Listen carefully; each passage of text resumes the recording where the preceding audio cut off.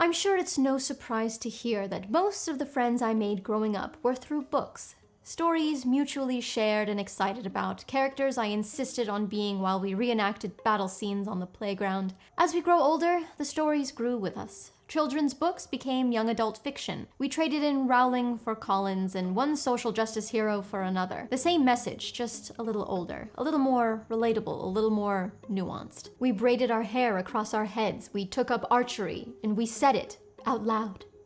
Said it. We were so obsessed with these stories, and reading was cool again. I thought it was. But for me, I didn't stop. I kept reading, and the friends I made, for some reason, didn't. I noticed a lot of my friends in school had trouble focusing, had to take certain pills during the day, and reading hour turned into the teacher rolling in a tube TV and VHS machine instead. Really aging myself with that one. VHS machine. VHS machine. The machine that plays the tapes. Be kind, rewind. I feel like that one really is. Yeah.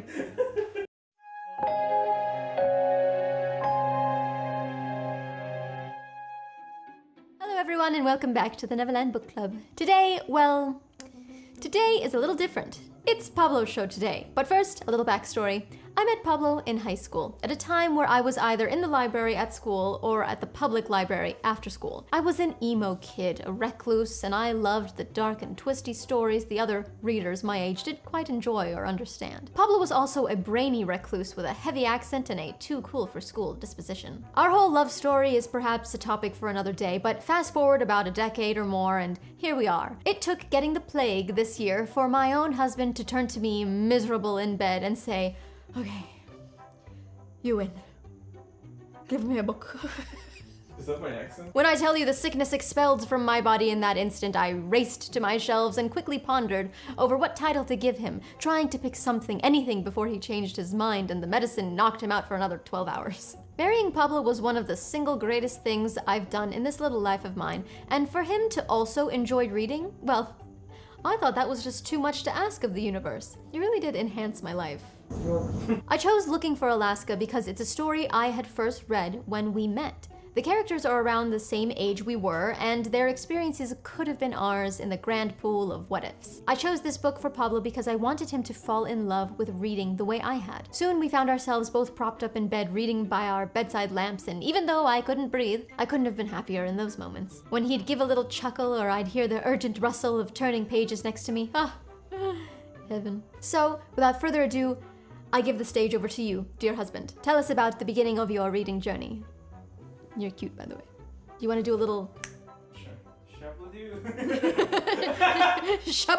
Hi, I'm here to give you the perspective of the non-reader that started reading. First, I guess we should talk a little bit about me, because even though I'll likely say some relatable things, not everyone who is a non-reader is the same. My main gripe with reading developed in my early youth. One of my earliest memories is trying to sit down at the dinner table and just work on some homework. It was torturous, physically painful even. And I would constantly fight with my parents about it. Repetition exercises were particularly tough on me. Whether for memorization or punishment, doing the same thing over and over frustrates me to the point of physical discomfort, even just thinking about it. And to this day, it's awful and I hate it. You know, I probably had some flavor of attention or obsessive behavior disorder. In any case, as a child, reading was mostly what I described. Just sitting down and doing something over and over. Line after line, page after page. I lost it.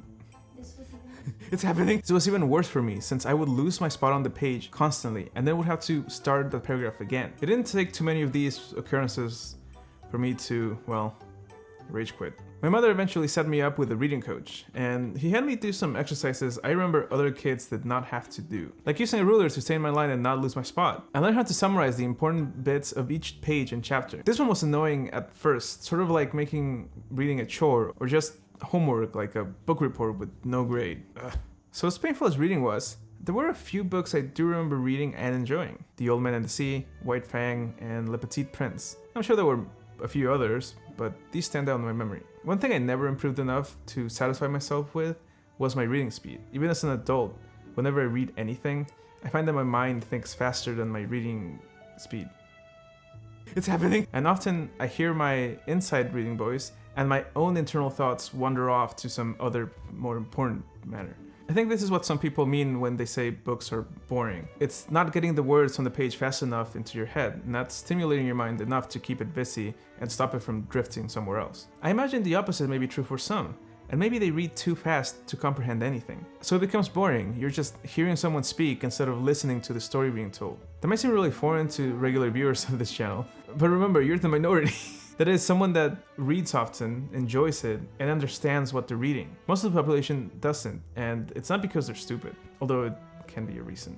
In any case, as an adult, reading became this elusive thing that I understood why someone would enjoy, but given my limitations, it's something I didn't even try to pick up. Until I had a little extra time on my hands, forced by a contagion of the thing that shall not be mentioned because, well, thanks YouTube. I was stuck at home for a while with my reading wife. Not just home though. We really didn't leave the bedroom for most of the time. Oh. She might have got her. So activities were limited, let's say. Add on the pressure that this community has brought into my life to pick up a book. Thanks, guys. And there you go. I said, let's give it a shot. You did this. I knew that what I read first would make a huge impact on whether I continued or not. That's a lot of pressure from one book. So I said, I'll give it 3 tries. That is 3 books. You can watch our June TBR for more details on them, but here's the logic behind my picks. Number 1, The Petite Prince. I wanted something short to start with, to get the satisfaction of finishing an entire book. Plus, I thought reading something that I enjoyed in the past now, with more life experience, might be quite enjoyable. I did, however, forget just how small this book really is. Oh well, the story is actually quite mature, and the satisfaction was still there. So, Number 2, Looking for Alaska. Nadia and I watched the show a few years back, and she was a fan of the book from her teens, so she thought I'd enjoy it as well. The logic behind this pick was reading something, again, not too long or demanding, and something I was somewhat familiar with. Reading about a show we watched a few years ago helped with bringing imagery and scenes to life, even the characters. At the same time, because by this point the show was a fleeting memory, it did not constrain my interpretation of the book, just helped with some immersion, I would say. Also, a solid recommendation from someone I trust and knows me pretty well, and knows books, seems like a pretty good idea to me. For number 3, I wanted something new that I had no previous exposure to, and I picked by my own volition. I ended up with Red Rising, a recommendation from a viewer, but one whose synopsis caught my eye. The logic behind this pick was to answer the question, do I enjoy reading or just reliving stories I previously enjoyed? Something like that. So what can I say after reading all of these books? Well, you'll just have to stay tuned, because I haven't yet. Well, I did read way more than I wanted to by the time of writing this video, which was not intended to be about my results, just my perspective on how to help someone decide to take that first step. Get sick first. Get cool. So for closing remarks, I'd say if you're pushing someone to pick up a book, or if you are that someone being pushed, If you're being pushed, jump. I think the most useful thing to remember is that although you may have had a negative experience with books in the past, it's one probably not brought on by books or reading itself, rather the surrounding situation. As humans, we do not like to be oppressed or tyrannized, and that's what schools do. We exchange our freedoms for order and knowledge, but that doesn't mean we like it. In my experience, we tend to carry some of that trauma into adulthood, and I think a substantial portion of adults who don't read are just holding on to the chore and tyranny that was reading for a class. Well, you're an adult now, and you have the freedom to not read. But you might enjoy it if you can convince yourself you're doing it of your own volition. We're humans, and we like stories. We frame everything around that concept, from engaging conversations to movies and even music. It's all meaningful and enjoyable when it's also a good story. Written stories can be some of the most engaging and detailed ways to tell a story. If you find yourself enjoying a long-form series more than short movies, I think you might enjoy books too. Similar to any other hobby you pick up in life, having someone you know who is also into it, or having a community that can welcome you online, is pretty helpful, if not crucial, for your journey. So think about subscribing. And lastly, listen, there are many books out there. Not all of them are good. There is this air of superiority that comes from book people, as if all writers are enlightened humans superior to the rest. Bullshit. What? Honestly, think about it. There are a lot of terrible movies out there. But let's be honest, the barrier to entry of a movie is much higher than a book. A lot more people are involved, it costs a lot more money to make, etc, etc. Considering almost anyone can write and publish a book, it's offensive to say anything other than most books are probably trash. There, I said it. In all fairness, the book community does a good job of filtering these. And so, the majority of books that are in the public domain, or are well known, are probably at least decent. My point is, if you're not enjoying it, just put it down and try something else. They're having FOMO because they're reading. They're like, wow, I could be doing something else because I'm not enjoying this. Are you saying to read something else or try and do something else? No, I'm saying to read something else. To stay lost. I'm lost! I'm gonna keep reading Well, there you have it. I hope I provided some things to think about when trying to convince someone, or when you yourself are thinking about starting to read. I'm gonna learn how to read. It's happening. And stay tuned to find out how I came out on the other side. Alright, back to Nato. Should I do that? Yeah. Should Yeah, go ahead. Yay! Oh, more! There. My booster seat back. Oh, no.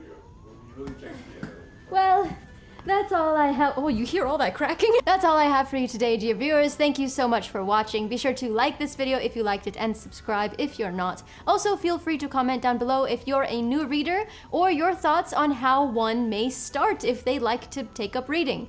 Today's shout out goes to School of Holly. I also hope Pablo enjoys Red Rising. I can't wait to read it when he's finished. I will say I haven't heard a bad thing about this particular title so far, so it's highly anticipated indeed. Also, isn't he cute? So cute. Alright, I'm off to go thank the universe for my lucky stars and read in bed with my best friend. Stay lost, keep reading. Goodbye!